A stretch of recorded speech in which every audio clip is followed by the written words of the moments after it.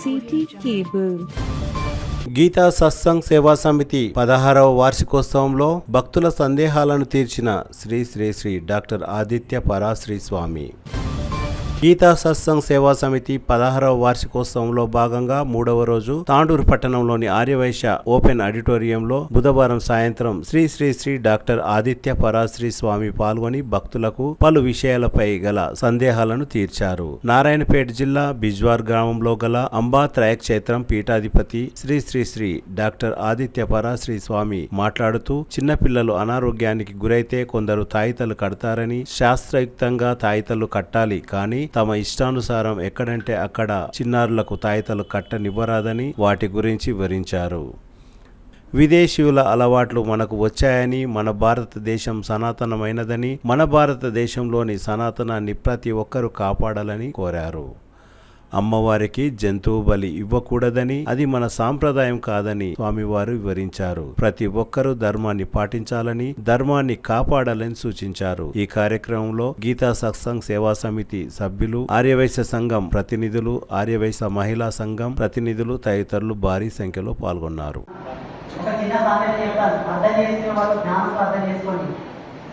తల్లి పురిటి నొప్పులు సరిగ్గా తీస్తేనే పిండం బయటకు వస్తుంది. పురిటి నొప్పుల బాధ భరించాలంటే పిండం లోపల పడితే చచ్చిపోతారు, పిల్లలు వస్తే కలిగి వస్తారు. కానీ ఏం చేస్తారు? జన్మలు వచ్చే కష్టాలను భరించే ఓపిక లేక, శ్రద్ధ లేక, వేదాంత సత్యం ఏం చెప్పిందంటే కష్టాన్ని ప్రేమించిన వాడే అసలైన భక్తులు అని చెప్పింది. కష్టాన్ని ప్రేమించలేక, దాన్ని అర్థం చేసుకోలేక, దాన్ని భరించే నిగ్రహం లేక కష్టానికి బానిసలై మాకున్న ఈ కష్టాలని పోవడానికి మందరై తందరై అంటారు. కానీ వెనకాల తల్లిదండ్రులంట, అమ్మ నాకు నొప్పులు వేస్తున్నాయి, నొప్పులు రాకుండా స్వామి మందరేయమని అడిగినట బిడ్డ. నాకు నొప్పులు వస్తున్నాయమ్మా, నాకు నొప్పులు రాకుండా మందరేయమని స్వామి అని అడిగినట. స్వామి మందర శక్తి పొందిన వాడికి మందరం వేస్తే నొప్పులు పడలేదు, నొప్పులు పడలేస్తే పిల్లలు రాదు, పిల్లలు రాకుండా పిల్లలు వస్తారు, పిల్లలు వస్తే తల్లి వస్తారు. ఎవరుకుంటా ఎవరు నోకున్నట్టు? కష్టాలు భరించిన జన్మనే పరిపూర్ణత పొందుతుంది. నేను పుట్టించిన కూడా ఉయ్యాలనుకునేనా? కష్టాలు పడాలి, కష్టం పడితేనే జన్మకు ఒక మంచి ముక్తి దొరుకుతుంది, జీవించే విధానం దొరుకుతుంది. ప్రతి కష్టం మన జీవితంలో సక్రమంగా నడపడానికి వచ్చినటువంటి హెచ్చరిక, మన జీవితాన్ని సరియైన దిశలో నడపడానికి వచ్చిన ఉదాహరణ. కష్టంతో చాలా నేర్చుకోవచ్చు మనం, కాకపోతే ఆ కష్టానికి బానిసలం అయితే ఏమి నేర్చుకోము, అని కోల్పోతాం మనం. అర్థమైందా? శుభం. ఇంకా స్వామి రాఘవ నేను ఆల్రెడీ మీ దగ్గరికి వచ్చాను. స్వామి ఇక్కడ ఏమైతుంది కాకుండా అంటే చిన్న చిన్న పిల్లలకు మంత్రాలయానికి కూడా అన్ని మతస్థులు మన వల్లే ఎక్కువ మటుకు వెళ్తున్నారు స్వామి. చిన్నపిల్లలు తీసుకొని పోయి మరి మందరిచి తీసుకోవాల్సిన స్వామి, దానికి కూడా 150 రూపీస్ స్టార్ట్ చేస్తున్నాం. మనోళ్ళని వెళ్ళొద్దని చెప్తే మా మాట వినట్లేదు స్వామి. ఇంటలేదు. తాయిలు కట్టడానికి మన సనాతన ధర్మంలో ఒక సైంటిఫిక్ మెథడ్ వాడారు. ఏ మెథడ్తో తాయిలు చేయించాలి? వాళ్ళకి షుగర్ ఉందా, ఈ టైప్ ఆఫ్ మెథడ్తో మనకు తాయిలు కట్టకూడదు. వాళ్ళకి బీపీ ఉందా, ఈ మెథడ్తో కూడుకున్న తాయిలు మనకి కట్టకూడదు. ఏ లోహంతో తాయిలు నిర్మాణం చేయాలి, ఏ ఆకారంలో చేయాలి, దాని మీద ఎటువంటి మనీ పొడిగించాలి, ఎటువంటి సింబాలిక్ ఆఫ్ బీజ మంత్రాన్ని చేయాలి, దాంట్లో ఎటువంటి పసరు నింపాలి, ఎటువంటి వేరు నింపాలి, ఎటువంటి భస్మం నింపాలి, ఎటువంటి ధాతువులు నింపాలి అని చెప్పేసి తాయిలు లేక కూడా అత్యున్నతమైనటువంటి విజ్ఞానాన్ని సైన్స్ మన వాళ్ళు చూశారు. వాళ్ళు కట్టే తాయిలు చేతులు కడతారు, చేతులు కడతారు. మీకు ఒక విషయం చెప్పున్నా, నేను బాగా రీసెర్చ్ చేసిన. ఒక ఆయన మన పీఠానికి వచ్చాడు, మెల్లో గ్రీన్ కలర్ కాఫీ ప్లాన్ చేసుకొచ్చాడు. ఏందాయ అంటే ఒక దర్గాలో పోయి కాయలు కట్టుకొచ్చిన అన్నాడు. మెడల్ చేతి పెట్టి పట్టున వెళ్ళి దాన్ని చూస్తే దాన్ని ఏముందో తెలుసా? వాడు ఏం దాన్ని ఏముందో తెలుసా? వాళ్ళు మురికిదాన్ని బట్ట దాన్ని పెట్టించిండు. కారణం వాడు ఉత్తపోసిన మనకు వాడు గోడు ఆ మురికి బట్ట మీద గట్ట వాడు వశమైతాడు. దాసోహం. వాడు కుక్క తింటే కుక్క ఎట్లా తినాలి, కుక్కలు ఏ విధంగా ఇంటవాళ్ళని తినాలి. వాడు ఇల్లు రాసేది, వాడు నాసి రాసేదే, వాడు పెద్దప్పుడు తీసుకోకుండా పదవాడు. ఎందుకంటే వాడు వశమై ఉంటాడు. కానీ హిందువులు ఆ పని చేయలేదు, సనాతనంగా పనిచేయదు. మనం చాలా గొప్పలం, మన హిందూ రక్తం చాలా గొప్పది. ప్రాణం లేని రాజులే దైవత్వం తీసుకున్నాం. మనం పాము కలుస్తుందని తెలిసిన దానికి పూజ చేసినాం. మనం చాలా గొప్పలం. సర్వే జన సుఖినో భవంతు. మూల జీవితం కూడా ప్రాణం చూస్తాం, దైవం చూస్తాం. మన హిందువులు అటువంటి పని చేయరు. సత్యం మన హిందువుల కూడా కాలగలవే సామాన్యం ముఖ్య వస్తుంది. ఏం చూసిపోతున్నారు మీరు? ఏం చూసిపోతున్నారు మీరు? పొద్దులు వేస్తే పాపం పడతారు, రాత్రికి పెద్ద పక్కన పడితే సరిగ్గా పొద్దుగోడ వరకు స్నానం చేయరు. రాత్రి గొడ్డుకూరలో పనికూరలో చికెన్ పట్టుకు తింటారు. ఆ మురికి కంపులో పోయి దరగాలు చికెన్ తింటారు, తాయితారు కడతారు. ఏం చూసిపోతున్నారు మీరు? ఏమి చూసిపోతున్నారు మీరు? ఇట్లా చెప్పుకోవడం వల్ల చాలా ఉన్నాయి. మీకు ఏమైంది మీ జీవితం? మీ ఇల్లు ఒక నరక కూపం. చూడండి, ఆ పూటకు వచ్చింది, ఆ పూటకు వచ్చింది, కేరళకు వచ్చింది, ఎన్నో అనర్థాలను తీసుకొస్తుంది. ఈజీగా వచ్చింది ఎప్పుడు పేకట్టదు, ఈజీగా బాగా ఎప్పుడు మంచిది కాదు, మోసం. ఏదైనా కాలగతులను, కాలధర్మాన్ని, కాల సిద్ధాంతాలను అనుసరించే నడవాలి. అది మన హిందువులు మనకు పెద్దలో పెట్టిన విద్య. నా గుడికి రాలి, నేను కట్టే తాయితే తీసుకోండి, నా తాయితే నింపి చూడండి, ఒక ల్యాబ్ పెట్టి టెస్ట్ చేసుకోండి, ఏమేమిందో చూసుకోండి. ఆదివారం అమావాస్య సూర్యగ్రహణం పుష్యమి నక్షత్రం ఉన్నప్పుడే ఏ ఏ చెట్టు వేరు లోపల మానవుని యొక్క కుండలిని ధర్మానికి మన డిఎన్ఏ ఫ్రీక్వెన్సీకి కనెక్షన్ అయ్యేటటువంటి మూలికలను, పశువులను, ఆకులను, కొన్ని రకాల జంతువుల వెంట్రుకలను తెచ్చి భస్మం చేసి అమ్మవారి పాత్ర దగ్గర శ్రీచక్రోపాసన జరుగుతున్న కుంకుమను, నిరంతరం చెట్టి యాగం జరుగుతున్న భస్మం, విజయరామేశ్వర నాథ మీద ఉన్నటువంటి పసుపు, ఈ మూడింటిని, ఈ నాలుగింటిని మిశ్రమం చేసి తాయిలకు కట్టిస్తానని మనతో వచ్చిన వాళ్ళు. ఇది విజ్ఞానం, ఇదే దైవత్వం. ఇలా ఉండాలి. మీరు వెళ్ళి తాయిలు కాదు కట్టుకోవాల్సిన కట్టుకున్నది. ప్రేత ఆవాహన చేసుకుంటున్నారు, భూత ఆవాహన చేసుకుంటున్నారు. మీ శరీరం చుట్టున్నటువంటి ఆరా మొత్తం డౌన్ అయిపోతుంది. మీ జీవకళలు మొత్తం మూలాధార చక్రాల నుంచి డౌన్ అయిపోతాయి. ఇంట్లో మొత్తం వినాశనం. బాగా గుర్తుపెట్టుకోండి. అర్థమైనా? ఏం పేరు? నీవు కూడా పోయి తాయిలు కట్టుకొచ్చినవి.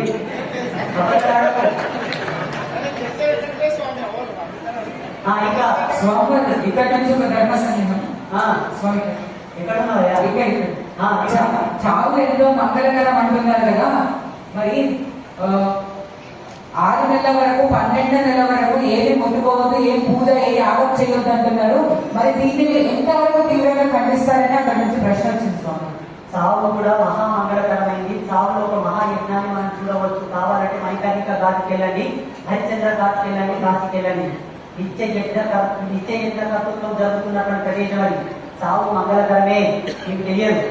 చావును ఒక సూతకంతో ఎందుకు పోల్చారు అంటే దాంట్లో మెడికల్ రిఫరెన్సెస్ ఉన్నాయి, దాంట్లో వైజ్ఞానికమైన మూలాలు ఉన్నాయి, అందులో విజ్ఞాన సంపత్తి ఉన్నది. కాబట్టి దానికి సూతకంతో దూరం పెట్టారు మన వాళ్ళు. అయితే అష్టమి రోజు చనిపోతే, అమావాస్య రోజు చనిపోతే, సూర్యగ్రహణం, చంద్రగ్రహణం రోజు చనిపోతే తప్పకుండా కొన్ని తప్పులకు, కొన్ని కార్యక్రమాలకు సంవత్సరం అయినా ఉంటుంది. కొన్నింటికి మాత్రమే పవిత్రమైన యజ్ఞము చేయకూడదు, పెళ్లి చేయకూడదు, కొత్త ఇల్లు కట్టకూడదు, కొత్తవేమి ప్రారంభించకూడదు, పవిత్రమైనటువంటి వ్రతములు చేయకూడదు, నోములు చేయకూడదు, వాయువును తీసుకోకూడదు, ఇవ్వకూడదు, నష్టల వాసిగా కట్టకూడదు. నేను చెప్పిన తిథుల్లో చనిపోతే, ఏకాదశి రోజు చనిపోతే అదే నియమం, ద్వాదశి రోజు చనిపోతే అదే నియమం, పంచమి రోజు చనిపోతే అదే నియమం, పుణ్యతిథిలో చనిపోతే అదే నియమం. ఇదే దౌర్భాగ్యం. దుష్టగడియలు ఎవరైనా చనిపోతే చనిపోయిన ముఖ్యం యొక్క సమయం యొక్క తీవ్రతను బట్టి 41 రోజు మండల కాలం, లేదా 3 నెలలు, లేదా 6 నెలలు, మరీ ఎక్కువ ఉంటే సంవత్సర కాలం. అంతేగాని నేను ఒక చోట విన్నాను, మా అత్తగారు అకస్మాత్తుగా చనిపోయిందండి, ఆచార్యులతో పోతే 3 సంవత్సరాలు పూజ చేయొద్దని చెప్పాడంట.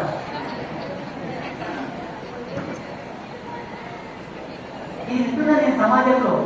ఇప్పుడు అడిగిన వాళ్ళు ఎవరు ఒకసారి అక్కడ పైకి లేవాలి, ప్రశ్న అడిగిన వాళ్ళు ఎవరు పైకి లేవండి. శుభం, ఒకసారి సభలు కొట్టండి అమ్మా. అమ్మ నేను చెప్పింది మీకు అర్థమైంది. గర్భం లోపలి విడిచిపోతే మైలు రాదు. దానికి ఒకే రోజు సూర్యోదయం, సూర్యాస్తమయం వరకే పోతుంది. శిరస్నానం చేసి ఇంట్లో పాలు పొంగించుకొని నెయ్యి దీపం పెట్టి పెరుగులో తులసి తోటం తాగడం, లేదా గోవు ఉంటే గోవు తోకం తాగడం. ఎవరు లేకపోతే భగవన్నామ స్నానం 11 సార్లు చేసిన పిండం వికటించిపోయిన దోషం పోతుంది.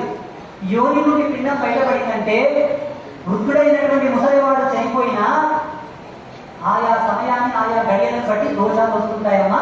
ఒకసారి తెలిసిన వాళ్ళని సంప్రదించి నియమాలు పెట్టుకోండి. మీ అంతా మీరే చక్రవర్తులై వివిధ జీవులై జీవించకండి. స్వస్తి. అసలు ఏదైన టాపిక్ నేను మర్చిపోతున్నా, ఎక్కడికి ఏదో మర్చిపోతున్నా మాట్లాడి గుర్తు చేశాను. Very good. విధంగా వరి అంటే యాదవ్ తీసుకుపోయి పోయడం, అది ఒక పని కాదమ్మో. నరబలి కూడా ఉండేది ఒకప్పుడు. మనసులను తీసుకుపోయి నడుపుతున్నారంట. అసలు వరి అనే పదానికి ఉన్న అర్థం చాలా మందికి తెలియదు. ఆ అర్థం పొరపాటుగా ఏ విధంగా అర్థమై ఈ అనర్థాలని తగ్గిపోయాయి. చూడండి, 84 లక్షల జీవరాశులు ప్రకృతికి ఒక శరీరం లాంటివి. మన శరీరానికి కన్ను, ముక్కు, చెవి, నోరు, చేతులు, కాళ్ళు అన్ని అవయవాలు ఎంత అందంగా సర్వ అవయవ సౌధాత్మకంలో మనం ఎలా ఉంటామో, ప్రకృతి గర్భంలో కూడా అన్ని జీవరాశులు ఉంటేనే ప్రకృతి ఒక శరీరం యొక్క అవయవాలతో పరిపూర్ణంగా ఉన్నట్టు లెక్క. ఏ ఒక్క జీవరాశిని మనం చంపేసినా మన శరీరంలో ఒక అవయవం పోతే మన శరీరం ముఖ్యమైనటా కాదా, లోపం ఉన్నట్టా కాదా, మనం అవిటి వాళ్ళమా కాదా? ప్రకృతిలో ఒక జీవరాశిని మనం చంపుతున్నాము, ఒక జీవరాశిని చంపేస్తున్నామంటే ప్రకృతి గర్భం నుంచి ఒక ముక్కను మనం తీసేసినట్టు, ఒక అవయవం తీసేసినట్టు. కానీ అకారణంగా ఎండిపోయిన గడ్డిని కూడా తుంచొద్దనేది మన ధర్మం. అకారణంగా ఎండిపోయిన గడ్డి కోసం కూడా తుంచొద్దన్నది.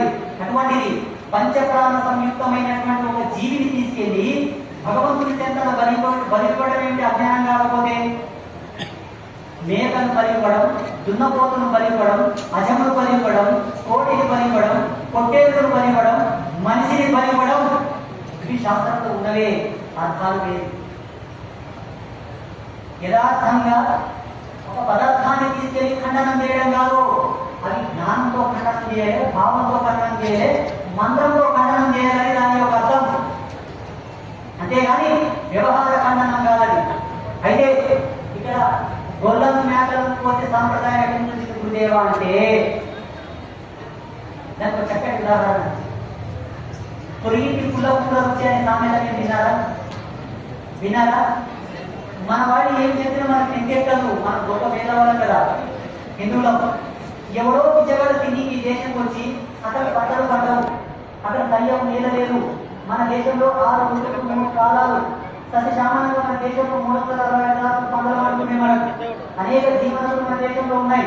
అన్నీ మనకు ఉన్నాగా కూడా అక్కడ ఏమి తిండి లేక పండించుకోవడానికి పంటలు పండించుకోవడం నేల లేక, ఋతువు లేక, కాలం లేక, వాన లేక ఏమి కొద్దిగా కొట్టుకొని తిన్నారు. బలి తిన్నారు, పాని తిన్నారు, బొట్టు తిన్నారు, వండే తిన్నారు, కర్రీ తిన్నారు. ఏమి కాలానికి లేకపోతే ఇది కూడా తాగింది. ఎందుకని ఎడారి, ఎటు చూసిన ఎడారి. ఇంకా కొన్ని దేశాలు ఉన్నాయి, ఎక్కడ చూసినా మంచు. కానీ భారతదేశం ఎంత గొప్ప చూడండి. ఈ భరత జాతి ఆవిర్భావం చెందినప్పటి నుండి ఖండాల విభజన జరిగి భూమి ఖండాల్లో మారినప్పటి ఇప్పటి వరకు మనం ఉన్నాం. ఇంకా ఇది అందమయ్యే వరకు ఈ దేశంలో ఎప్పటి కూడా సరియ ఋతుక్రమం జరుగుతూ ఉంటుంది. ఎండాకాలం, వానాకాలం, శీతాకాలం 6 ఋతువులు సస్యశామలు ఉంటాయి. ఇన్ని ఉండగా కూడా వాడెవడో వచ్చి మన ముందు కోసి మన తినబెట్టి బాగుంది అని చెప్పేంత వరకు మనకు జ్ఞానం రాలేదు. అప్పటి తినడం మొదలు పెట్టాను. ఇది వాస్తవం. ఇంకొక కోణం ఉన్నది. ఏదో యుగంలో, ఏదో మన్వంతరంలో, ఏదో కాలంలో కరువు వచ్చింది. యుగానికి ఒకసారి భయంకరమైన కరువు వస్తుందంట. వర్షం పడదు, నదులన్నీ నిండిపోతాయి, సముద్రాలన్నీ నిండిపోతాయి, తిండి లేదు, తాగడానికి నీళ్ళు లేవు. అప్పుడు ఏమైంది? తినడానికి బుద్ధి లేక ఎక్కడ వాళ్ళు అక్కడ చచ్చిపోతున్నారు. మాలాంటి బుద్ధి తెచ్చిన పెద్దలు ఏమన్నా చూడరా, ఎందుకు రాస్తారు? మళ్ళా కాలం వస్తుంది, వర్షాలు పడతాయి, వర్షాలు పడి పంటలు పండి ఓషధులు ఉద్భవించే వరకు నువ్వు బతకాలి కదా. అప్పుడు ఏం చేయి? గిట్టలున్నదని కొట్టుకొని తిను.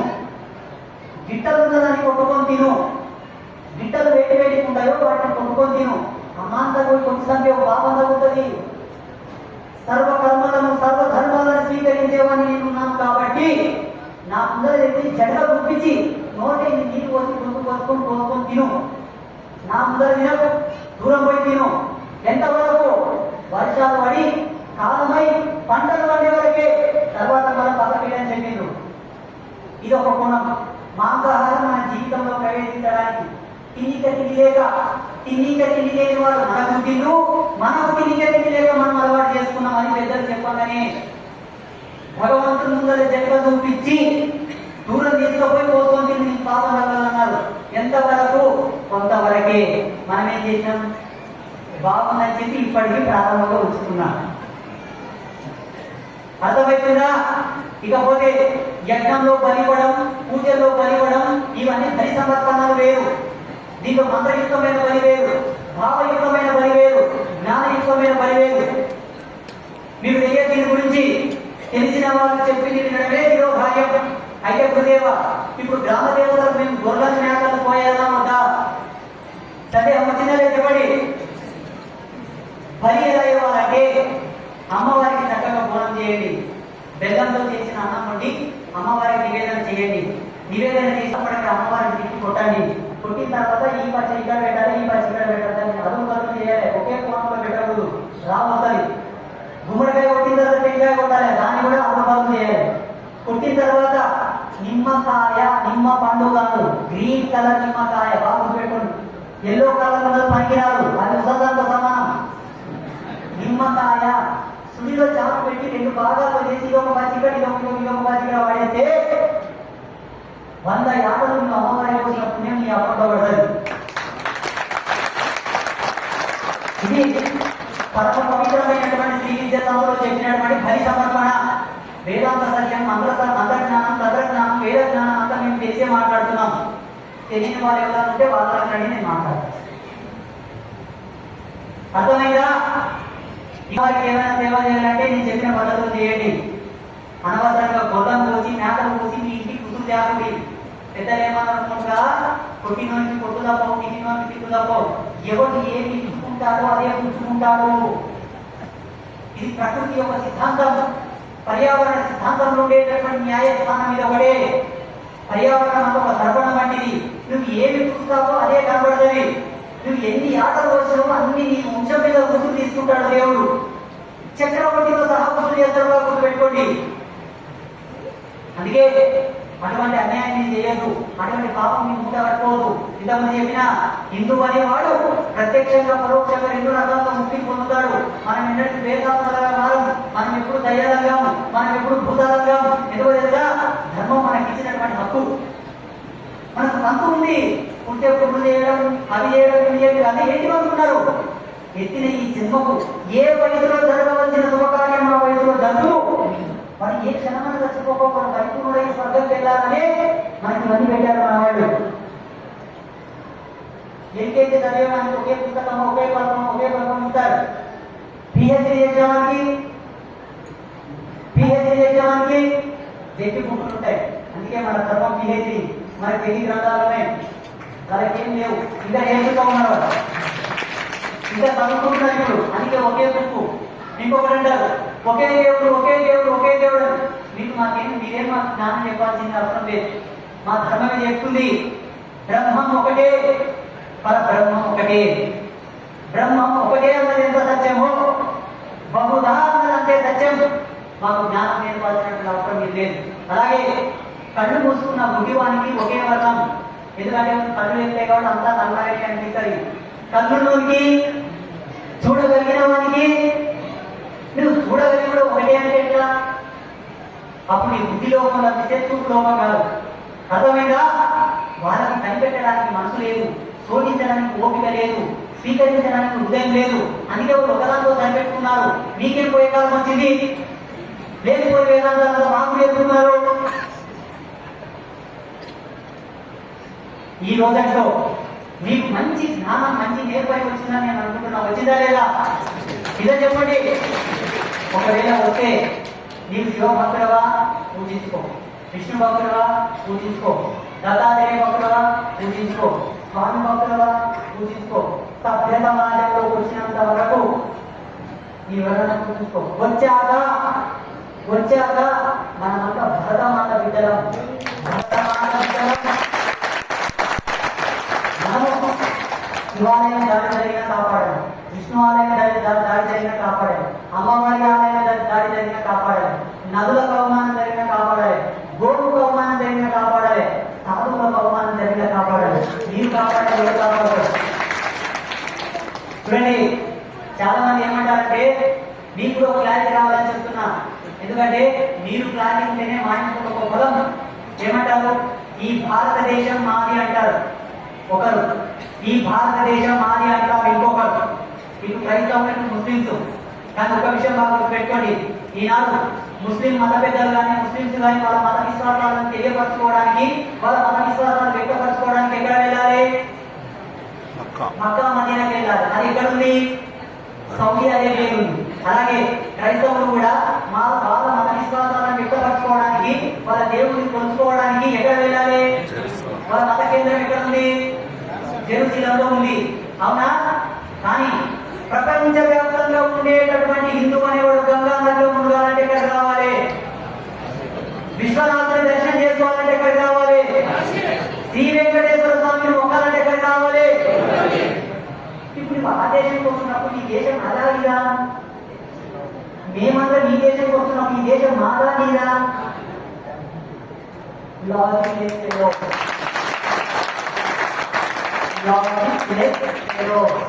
ఎవరు? ఈ దేశం నాలాంటి ఉన్నవాడు. ఒకవేళ ఈ దేశం మీదైతే ఒక సవాల్, కైలాస పర్వతాన్ని ఇప్పుడు ఉన్నటువంటి నాసా శాస్త్రవేత్తలు కార్బన్ డేటింగ్ చేయమని, ఎన్ని లక్షల సంవత్సరాల క్రితం ఉంటుంది గంగా నదిని కార్బన్ డేటింగ్ చేయమని, అరుణాచల పర్వతాన్ని కార్బన్ డేటింగ్ చేయమని, కాశీ విశ్వనాథుడి యొక్క లింగం కార్బన్ డేటింగ్ చేయమని, ఔరంగాబాద్ లో ఉండేటటువంటి కైలాస టెంపుల్ని కార్బన్ డేటింగ్ చేయమని, శ్రీశైలం మల్లినాథుని కార్బన్ డేటింగ్ చేయమని ఎన్ని లక్షల సంవత్సరాల క్రితం ఉంటున్నారు. మరి ఆ సమయంలో నీ మతం ఉందా? నీ గురువులు ఉన్నారా? అసలు నీ గురుడే పోసుకోలేదు. కానీ అంతకు పూర్వం నుంచి యుగాల భవన కాకనందు నుంచే ఈ దేశంలో నేనున్నాను, నా వాళ్ళు ఉన్నారు, నా వాళ్ళ యొక్క ఆనవాళ్ళు ఉన్నాయి. నీవు బ్రతుకు, సస్యశ్యామలంగా బ్రతుకు, ఆయుర ఆరోగ్యాలతో బ్రతుకు. ఇంకొక 1000 కోట్లు పెట్టి తాజ్ మహల్ లాంటి ఇంకొక మహల్ కట్టుకో, ఇంకొక మసీద్ కట్టుకో. ఎందుకంటే హిందూ అనేవాడు భక్తులు ఇస్తాడు, భక్తులు ఇవ్వడు. హిందూ అనేవాడు భక్తులు ఇస్తాడు, భక్తులు ఇవ్వడు. మా లక్షణాలు, మా పెద్దలు మా రక్తంలో పెట్టినటువంటి గుణమది. కానీ నీ భక్తులు బతకకపోగా మా భక్తుల మీద కాలు దాపాలని చూస్తే ప్రతి స్త్రీ ఒక దుర్గాయి కదా తప్పదు. అవునా కదా? చెప్పండి. ప్రతి స్త్రీ ఒక దుర్గాయి కదా తప్పదు. అవునా? మీకు చెప్పకండి, ఆయన యాభై కదా. ప్రతి స్త్రీ ఒక దుర్గాయి కదా తప్పదు. అవునా కదా? అవునా కదా? గట్టి చెప్తేనా చెప్పండి. ప్రతి స్త్రీ 9 నెలలు పుట్టినప్పుడు తీసుకున్న నీ బిడ్డను కాపాడుకోవాలంటే నీ ఆదిశక్తి కనుక తప్పదు. ఆనాడు భర్త ప్రాణాలను కాపాడుకోవడానికి పోరాటం చేసిన సతీ సావిత్రి లాగా నీ భర్త ఇంటి పోతాడు. ఏ ముసుగలు దాడి చేసి ఉంటాడో. అందుకే మనం గట్టి ఉండాలి. ఇప్పుడు ఈ ధర్మాన్ని, ఈ సాగుని, ఈ గోవుని, ఈ గంగానదిని, ఈ సనాతన ధర్మాన్ని కాపాడుకోవాలంటే ప్రతి ఒక్కరూ ఛత్రపతి శివాజీ మహారాజు లాగా మాట్లాడాలి. చెప్పండి, మీరు చెప్పండి.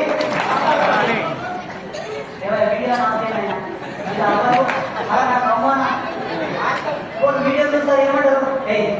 తక్కువ వచ్చిన పని దాకా నీ వాళ్ళు ఏమన్నారు అంటారు. మీరందరూ శివాజీలో ఉంటారా? ఇంకోసారి ఉంటారా?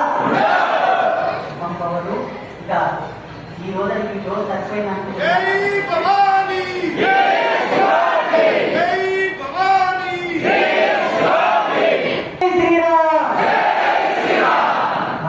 ఎంత ఆనందం ఉందో. కాకపోతే మనం స్వామి నాకు ఫోన్ చేసింది, ఏమయ్యా మీరు శ్రీవిద్య సాధన చేస్తావు కదా, శ్రీవిద్య అంటే తీర శైవంలో ఒక భాగం. నీకు రామదేవుడు అవుతావయ్యా, రాముడు అంటే వైష్ణవుడు కదా అంటాడు. రాముడు వైష్ణవుడు కాడు, శైవుడు కాడు. రాముడు ఎవరో తెలుసా? పరంజ్యోతి స్వరూపుడు. పరంజ్యోతి. జ్యోతికి కులం ఉంటుందా? జ్యోతికి మతం ఉంటుందా? జ్యోతికి వర్ణం ఉంటుందా? జ్యోతికి మతం ఉంటుందా? ఏంటి రామతత్వం అంటే? జన్మ ఎత్తిన తర్వాత ఒక్కసారి రామనామ స్మరణ చేస్తే వాడు పావనం కాక తప్పదు. మరోసారి చెప్పాలి, జై శ్రీరామ్. అందరికి శుభాశీస్సులు. మరి నేను చాలా దూరం వెళ్ళాలి కాబట్టి ఈ రోజుతో ఈ సంవత్సరం సద్గురు మహర్షి శ్రీ మలయాళ స్వామి యొక్క సౌజన్యంతో స్వామివారి యొక్క కృపతో మనందరం ఇక్కడ సమావేశమయ్యాము. వచ్చే సంవత్సరం మళ్ళీ ఒక వేదిక ఏర్పాటు చేసి ఆ సంవత్సరం నేను వచ్చి ప్రథమత దేవుళ్ళ యొక్క స్నానం చేస్తాను. తర్వాత ఈ ప్రశ్నోత్తర మాదిరిగానే పెడతాం. చాలా సంవత్సరం ఉంటుంది. చేయడం జరిగింది, భోజనం ఏర్పాటు చేయడం జరిగింది. అందరం కూడా ఆతిథ్యాన్ని స్వీకరించి వెళ్ళగలని వారి ఓం మంగళం గురుదేవాయ మహనీయ గుణాత్మనే సర్వలోక శరణ్యాయ సాధురూపాయ మంగళం. ఇప్పుడు ఆర్యవైశ్య కార్యవర్గం సభ్యులందరూ కూడా సద్గురు శ్రీ ఆదిత్య పరాశ్రీ స్వామి వారిని సన్మానించబోతున్నారు. ఆయన ప్రతి ఒక్కరు భక్తులు కూడా CT Cable